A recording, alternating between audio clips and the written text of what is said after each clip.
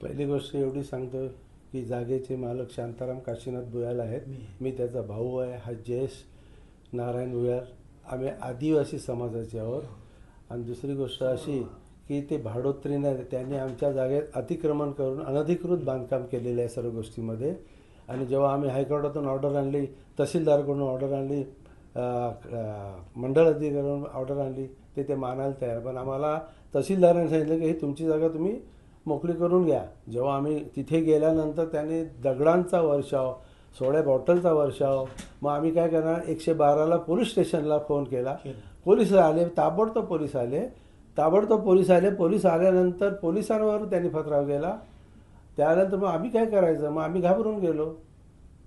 अशा पद्धतीने त्या एवढे आणि सर्व जेवढी मंडळी आहे सर्व ते बारवाले, बिअर बारवाले आहेत दोघं तिघं, ते बाबू शेट्टी, प्रशांत कांबळी, हरेश रबारी आणि आणखी प्रदीप शेट्टी, तोच बाबू शेट्टी आहे त्याचंच नाव. तोच जरा जास्त गुंडे, त्यांनी जवळजवळ 100-200 गुंडे आणले होते आमच्यावर अतिक्रमण करायला. आणि पोलिसांवर पण दगडफेक केली त्या लोकांनी.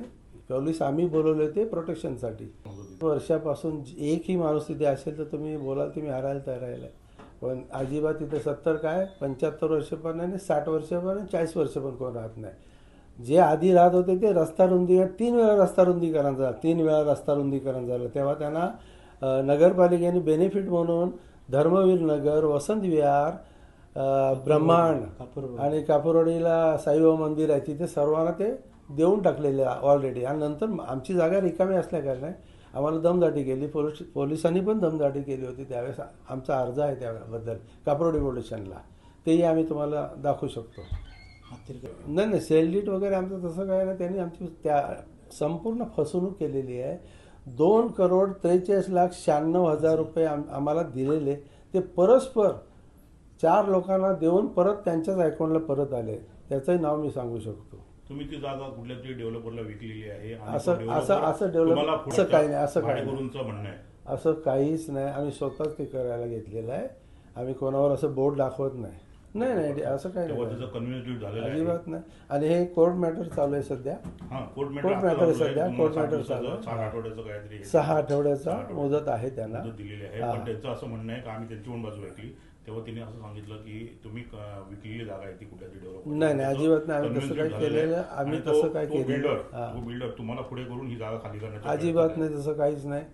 आणि जसं आता परवा आम्ही कोर्टामध्ये, तर तिथे काय 6 आठवड्याचा मुदत दिली आहे, पण कोणी काय करायचं नाही असं सांगितलं होतं. आता तिथे स्वागतद्वार तुम्ही कदाचित जा, आता तिथे त्याचं काम चालू झालं आहे. बॅनर बोर्ड वगैरे लावायला घेतले त्याने. मग जैसे त्याचा अर्थ काय, त्यांच्यावरती कारवाई झालीच पाहिजे. त्यांनी आम्हाला असं पण सांगितलं कोर्ट सांगणार नाहीये. कोर्टात जाण्याचं कारण काय आहे, कोर्टाने ऑलरेडी आमच्याकडे ऑर्डर आलेली आहे ना. हायकोर्टाची ऑर्डर आहे, तहसीलदारची ऑर्डर आहे, प्रांताची ऑर्डर आहे. आणखी किती ऑर्डर घेणार आम्ही, आणि आदिवासी लोक कुठं जाणार. नगरपालिकेत आम्ही टॅक्स रद्द करण्यासाठी अर्ज केला आहे. ते म्हणतात नाही आम्ही टॅक्स, ते लोक तिथं आहे सेक्टर, तर आम्ही त्यांना टॅक्स घेणार. आम्ही टॅक्स घेतो, आम्ही काय टॅक्स कायमचा लावून दिलेला नाही त्यांना अजिबात. असं आहे ते. मग आम्ही काय बोललो नाही. मग पुढे काय आम्ही जाणार. किती एकंदरीत तिकडे अशा व्यक्ती आहेत जे तिकडे ठाण मांडून बसले? माझ्या हिशोबाने 23 आहेत. 23 आहेत. तुमचं आता म्हणणं काय की त्याने 23 लोकांनी खाली करून ते आता स्वतः म्हणतात जर कोर्टाने आदेश दिला तर आम्ही खाली करून जायला तयार. मग कशाला तुम्ही सगळीकडं 7 वेळा 7 कोर्टात गेले, तिथे स्टे मिळालं नाही त्यांना. आणि आता परवा पण त्यांनी हे जे तुम्ही आता म्हणता ना स्टेटमेंट कोणाला दिले विकत, त्याच्या आधारे जज साहेबांनी ते त्यांना निर्देश दिले 6 आठवड्याचा आम्ही मुदत देतोय तुम्हाला. 6 आठवड्याची मुदत देतो. म्हणजे कन्व्हिन्स झालेलं नाही, खोटं आहे. आणि सेलडीड वगैरे त्यांनी केलं त्या पण सर्व खोटं आहे, सर्व गोष्टी. ते इतक्या वर्षापासून राहतात तेव्हा तुम्ही कारवाई केली?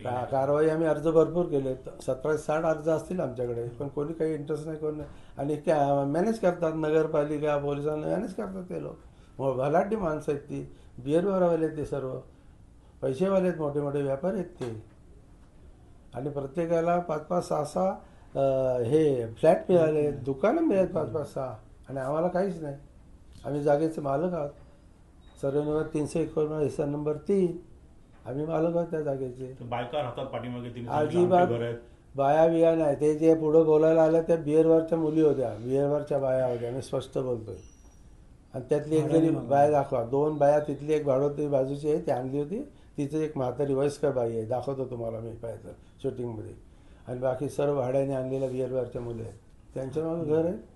आम्ही हा संपूर्ण सर्वे नंबरचा केलेला आहे पंचनामा, म्हणजे आम्ही कोर्टाकडून आधीच घेतलेला आहे.